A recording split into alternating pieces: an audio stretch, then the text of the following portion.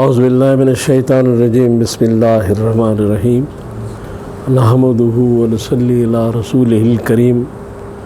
انتہائی قابل احترام سامعین و حاضرین، مجھ سے اچھے لوگوں، السلام علیکم ورحمۃ اللہ وبرکاتہ۔ درود شریف پڑھ لیں۔ اللہم صلی علی محمد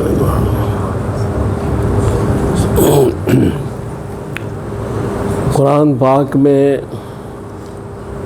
سورہ یاسین کی آیت نمبر 60 میں اللہ تعالیٰ نے ارشاد فرمایا کہ شیطان کی عبادت نہ کرو، یہ تمہارا کھلا دشمن ہے۔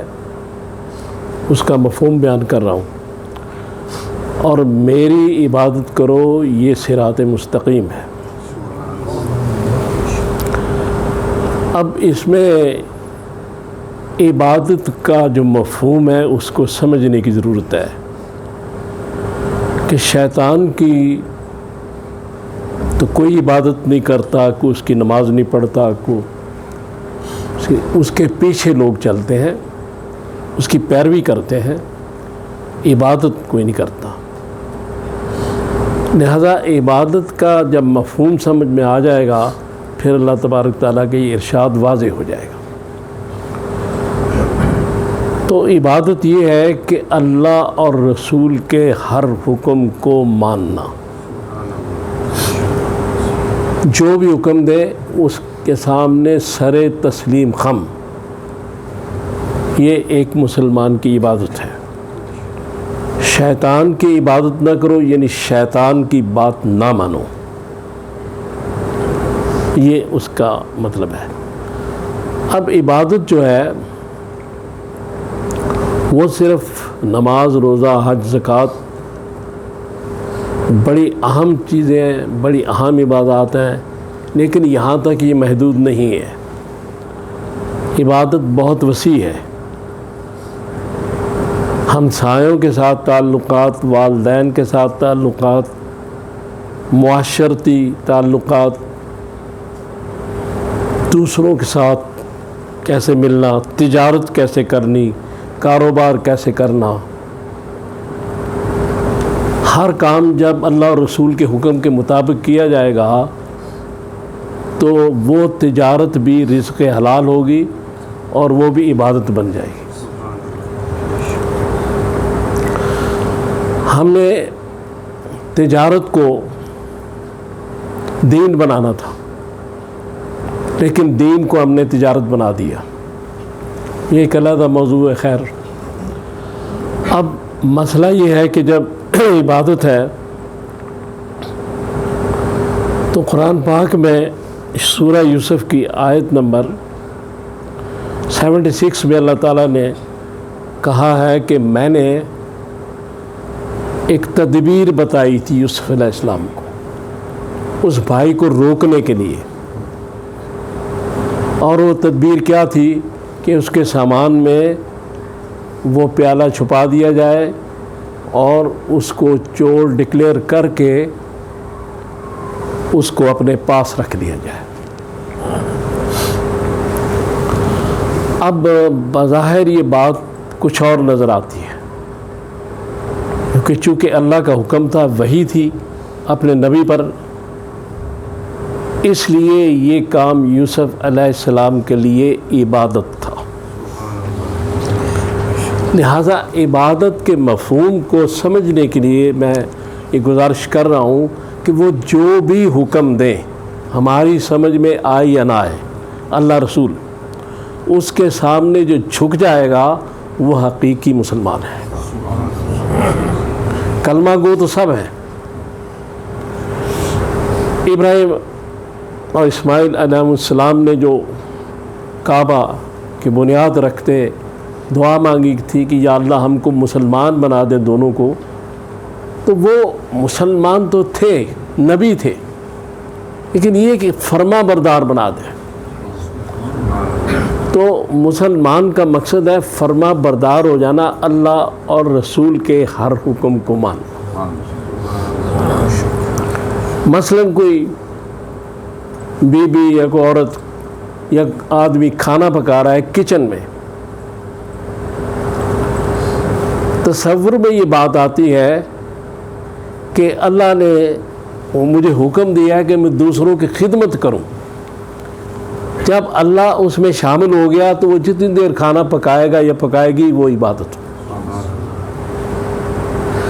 جہاں بھی اللہ اور رسول کا تصور کر کے ان شریعت کے مطابق کام کیے جائیں گے وہ عبادت بن جائیں گے. نماز بھی اگر اللہ اور رسول کے حکم کے مطابق پڑھی جائے گی، اس میں منافقت نہیں ہوگی، نیت درست ہوگی تو پھر عبادت ہوگی. اگر نیت درست نہیں ہوگی، اللہ رسول کے حکم کے خلاف ہوگی تو نماز بھی نہیں ہوگی. اس لیے عبادت کا مفہوم سمجھنا اس لیے ضروری ہے کہ ہم معاملات زندگی میں اور طرح چلتے ہیں اور مسجد میں ہم کچھ اور بن کر آتے ہیں. مومن کے لیے دونوں جگہ، ہر ساری زمین مسجد ہے، اور مومن کی دنیا بھی دین ہونی چاہیے، اور وہ دین تب بنے گی جب اللہ رسول کے احکام کے مطابق وہ کام کیے جائیں گے. کوئی کام بھی تصور اللہ کا آ جائے. نماز میں ہمیں حکم دیا گیا کہ محسوس کرو کہ اللہ کو دیکھ رہے ہو، یہ تصور ہے. تو تصور آ جائے، ذہن میں بات آ جائے کہ میں اس وقت جو چل رہا ہوں، یہ واک کر رہا ہوں، اللہ تعالیٰ نے مجھے طاقت دی ہے، میں چل رہا ہوں. ایک ذہن میں بات آ جائے، وہ واک بھی عبادت ہو جائے گی. یعنی اللہ اور رسول کے ساتھ جڑے رہنا، ان کے احکامات کو ماننا عبادت ہے. جب ابو بکر کہتے ہیں کہ علی کے چہرے کو دیکھنا عبادت ہے، تو حضرت علی جس چہرے کو دیکھتے تھے اس کو دیکھنا کتنی بڑی عبادت ہے. تو اگر وہی خود فرما دیں ویسے کرنے کو کہ میری زیارت بھول جاؤ اور ماں کی عیادت کرو، تو زیارت رسول کتنا اونچا مقام ہے. لیکن جب حکم آ گیا اور ویسے کرنی نے سر تسلیم خم حکم کے آگے کیا، اپنے شوق کو قربان کر دیا، تو اس کا مقام یہ ہو گیا کہ حضور نے صحابہ سے کہا تمہارے دور میں آئے تو اپنے حق میں اس سے دعا کرنا. تو عبادت کا اصل مفہوم یہ سمجھ لے کہ اللہ اور رسول کے احکام کو ماننا. جو وہ کہیں وہ کریں، جو نہ کریں وہ گناہ ہوگا، نافرمانی ہوگی. اور جو حکم دے سمجھ میں آئے یا نہ آئے. ایک مسلمان کے لیے بات کر رہا ہوں میں کہ اس کو اس حکم کو ماننا ہے.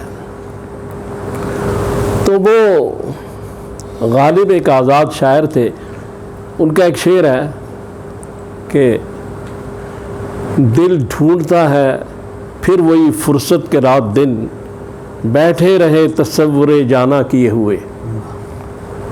تو بھائی یہ ان کو تو سمجھ ہی نہیں آئی کہ تصور اللہ بات ہے، جانا کون ہے؟ جانا تو اللہ ہے. تو فرصت ہی فرصت ہے، پیدا ہونے سے مرنے تک تصور جانا کی، یہ فرصت ہی فرصت ہے. اسی لیے قرآن نے یہ بات کی کہ وما خلقت الجن والانس الا لیعبدون، کہ تمہارا عبادت کے علاوہ کام ہی کوئی نہیں. تمہارا اٹھنا رسول کے حکم کے مطابق، تمہارا سونا اس کے حکم، بیٹھنا اس کے حکم کے مطابق. تمہاری ہر چیز جب اتباع رسول میں آ جائے گی تو ہر شے عبادت بنتی جائے گی. تو عبادت کا اصل مفہوم یہ ہے، نماز بہت بڑی عبادت ہے، درود شریف بڑی اہم عبادت ہے. یہ ساری چیزیں انتہائی فرض ہیں، ان سے جو بھاگ گیا وہ مسلمان نہیں.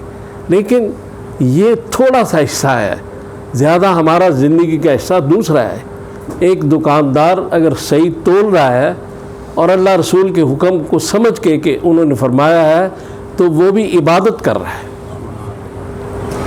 ایک ڈاکٹر، انجینئر، کوئی شخص وہ کلینک میں بیٹھا ڈاکٹر دیانتداری کے ساتھ اللہ کے حکم کے مطابق لوگوں کو شفا دینے کے لیے وہ دوائیاں لکھ رہا ہے، وہ ان کو معائنہ کر رہا ہے، دیکھ رہا ہے، تو اگر اس کے تصور میں یہ بات ہے کہ اللہ نے مجھے حکم دیا ہے، میں نے پوری دیانتداری کے ساتھ کام کرنا ہے، تو وہ بھی عبادت ہے۔